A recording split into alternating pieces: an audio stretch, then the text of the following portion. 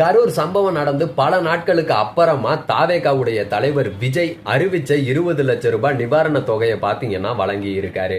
நிவாரண தொகையை வாங்கின உடனே அதுல ஒரு சில குடும்பங்கள் பேசுறாங்க. அந்த பேச்செல்லாம் கேட்டா இந்த மாதிரியான ஜனநாயக நாட்டுல நீங்கெல்லாம் இருக்கிறதுக்கே தகுதி இல்லடான்ற ரேஞ்சுக்கு ஆயிடுச்சுங்க. நாங்க யாரையுமே போய் இவ்வளவு கிட்டத்துல பார்க்கவே முடியாது. அந்த பேரை எங்க குடும்பத்துக்கு வாங்கி கொடுத்துருக்கான். என்ன அதுக்கு நாங்க நஷ்டீடா எங்க குழந்தைய கொடுத்துருக்கோம். என்ன நிறைவேறணும்னு நினைக்கிறீங்க? தலைவருக்கு வர வேணும். யாருங்க? விஜய் வர வேணும்.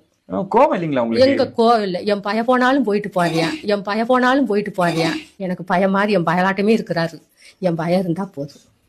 இல்ல விஜயோட கூட்டத்துக்கு போய் தான் இந்த உயிரிழப்பு நடந்தது. போயிட்டு போகுது.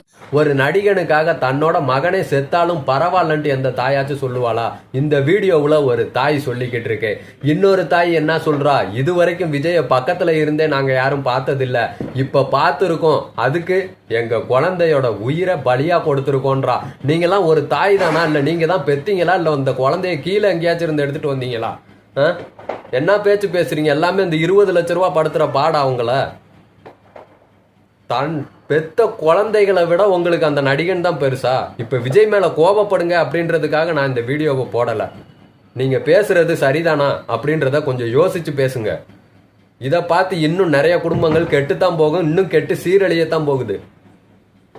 ஒரு நடிகனுக்காக தான் மகன் போனாலும் பரவாயில்லன்ற அப்படின்ற ஒரு ரேஞ்சுக்கு அப்படி என்ன பண்ணிட்டான் அந்த நடிகன்?